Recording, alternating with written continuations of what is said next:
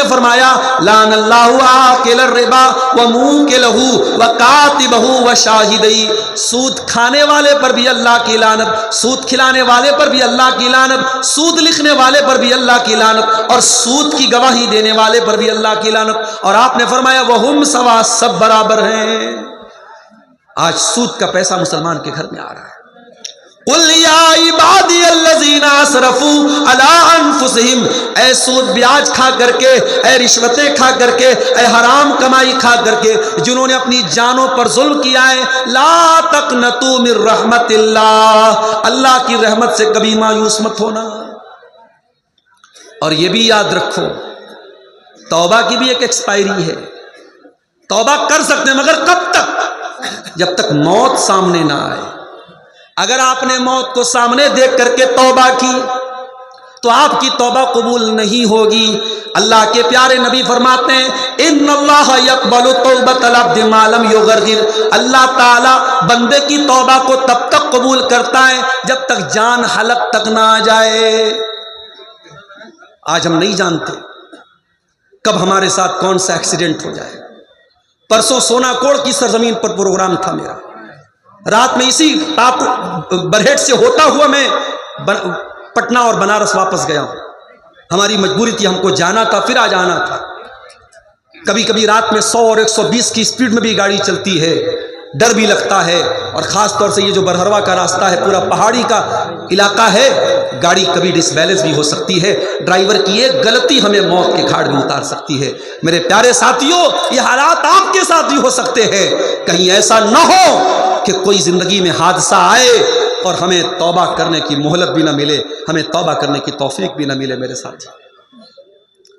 اسی لیے آنے والے رمضان میں سچی توبہ کا ہم سب عزم کریں میرے پیارے ساتھیوں۔ رمضان میں خاص طور سے سحری کے ٹائم، آپ اگر 5 بجے اذان ہو رہی ہے، 4:30 بجے آپ سحری سے فارغ ہو جائیے۔ آدھا گھنٹہ کا ٹائم آپ کے پاس ہے، بہت بہترین ٹائم ہے، وضو کر لیجئے۔ رات میں اگر آپ نے تراویح اور تہجد نہیں پڑھی ہے تو 2-4 رکعت تہجد پڑھ لیجئے۔ ٹائم ہے تو پوری 8 رکعت پڑھ لیجئے، اگر 8 رکعت نہیں پڑھ سکتے 2 پڑھ لیجئے، 4 پڑھ لیجئے۔ وہ بڑا پیارا وقت ہے، وہ بڑا سہانا وقت ہے، وہ فجر کے پہلے کا جو وقت ہے، وہ رات کا آخری پہر ہے۔ اس پہر میں، اس وقت میں اللہ کی بارگاہ میں اپنے ہاتھ پھیلا کے اللہ سے اپنے گناہوں کی گڑ گڑا کر کے معافی مانگ لیجئے میرے بھائیوں، ہم سب مانگ لیں۔ اور اگر آپ کو کچھ کہنا نہیں آتا اللہ سے تو یہ چھوٹی سی دعا جو نبی نے ہمیں سکھائی ہے شب قدر میں پڑھنے کے لیے، وہی دعا پڑھ لینا۔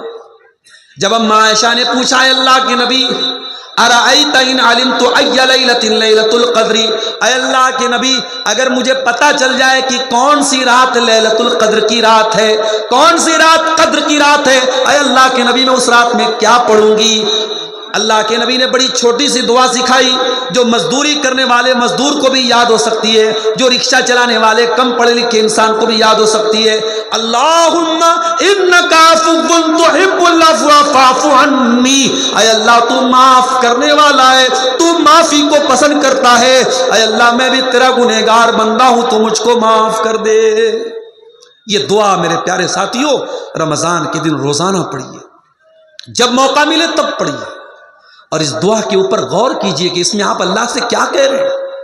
اللہ کو معافی پسند ہے۔ اگر آپ کے ساتھ کسی نے اتیاچار کیا ہے، اسلام کہتا ہے کہ آپ بدلہ لے سکتے ہیں۔ کوئی آپ کے ایک گال پہ تھپڑ مارتا ہے تو آپ اس کے بھی ایک گال پہ تھپڑ مار سکتے ہیں۔ اسلام کی یہ شکشا نہیں ہے، اسلام کی یہ تعلیم ہے۔ کوئی آپ کے ایک گال پہ تھپڑ مارے تو آپ دوسرا گال پیش کر دو، یہ اسلام کی تعلیم نہیں ہے۔ اسلام آپ کو بدلہ لینے کی اجازت دیتا ہے، مگر ساتھ میں اللہ تعالیٰ کہتا ہے وَلَمَنْ صَبَرَ وَغَفَرَ فَإِنَّ ذَلِكَ مِنْ عَزْمِ الْأُمُورِ، اے میرے بندو اگر تم معاف کر دو، تم صبر سے کام لے لو، معاف کر دو تو یہ زیادہ بہتر ہے، ہم کو زیادہ پسند ہے۔ جہاں پر ہم بدلہ لے سکتے ہیں اور وہاں پہ ہم معاف کر دیں، اللہ کو یہ زیادہ پسند ہے۔ اللہ معافی کو پسند کرتا ہے۔ ہم جب اللہ سے شب قدر میں دعا کرتے تو یہی تو کہتے ہیں اللہم انک عفو تحب العفو فاعف عنا، اے اللہ تو معاف کرنے والا ہے اور معافی کو پسند کرتا ہے، اے اللہ میں بھی تو تیرا خطا کار اور گنہگار بندہ ہوں، اے اللہ تو مجھ کو بھی معاف کر دے۔ میرے نوجوان ساتھیوں، اللہ کے واسطے اس سے پہلے کہ جوانی ڈھل جائے توبہ کر لو، اس سے پہلے کہ مٹی میں دفن کر دیے جاؤ اللہ سے سچی توبہ کر لو، اس سے پہلے کہ توبہ کی توفیق چھین لی جائے توبہ کر لو میرے بھائیوں۔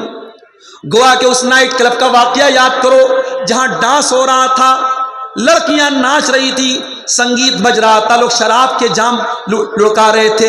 اسی حالت میں گیس سلنڈر پھٹتا ہے اور گوا کے نائٹ کلب میں زبردست آگ لگ جاتی ہے اور درجنوں لوگ وہاں پہ مر جاتے ہیں۔ میرے پیارے ساتھیوں، کون سا حادثہ آئے گا اور ہمیں موت کے گھاٹ اتار دے گا ہم نہیں جانتے۔ اس سے پہلے کہ کوئی ایکسیڈنٹ ہو جائے، کوئی حادثہ آ جائے اور زندگی کا تار ٹوٹ جائے، اللہ سے سچی توبہ کر لو میرے ساتھیوں۔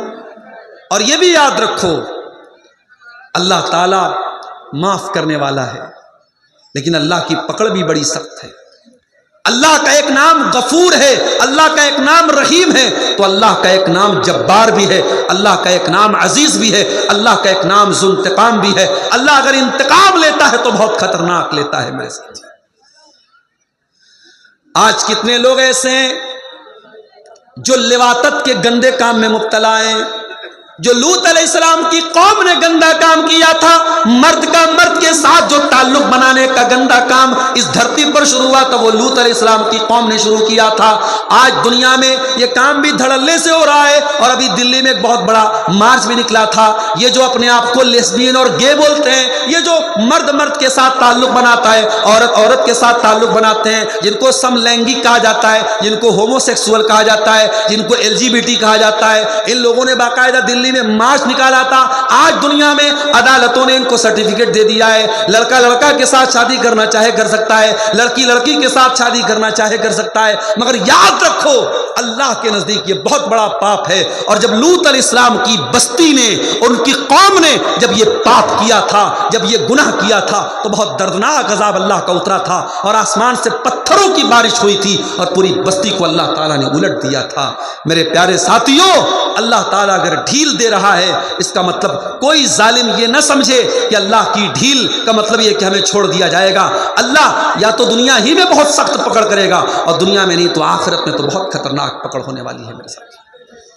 میرے پیارے ساتھیوں، سورہ زمر کی اس آیت کی روشنی میں آپ کو یہی پیغام دے رہا ہوں، آنے والے رمضان کو توبہ کا مہینہ بنا لو، اور قرآن کی ایک اور آیت بھی اپنے سامنے رکھو، سورہ بقرہ کی وہ آیت جو اللہ کے نبی پر سب سے آخری آیت اتری تھی، جس آیت کے اترنے کے 9 دن کے بعد اللہ کے نبی کا انتقال ہو گیا تھا۔ اس آیت میں اللہ نے ہم سے کیا فرمایا؟ وَاتَّقُوا يَوْمًا تُرْجَعُونَ فِيهِ إِلَى اللَّهِ، اے میرے بندو اس دن سے ڈرو جس دن تم اللہ کے سامنے لوٹائے جاؤ گے۔ ثُمَّ تُوَفَّى كُلُّ نَفْسٍ مَّا كَسَبَتْ، اور اس دن ہر نفس کو اس کے عمل کا پورا پورا بدلہ دیا جائے گا۔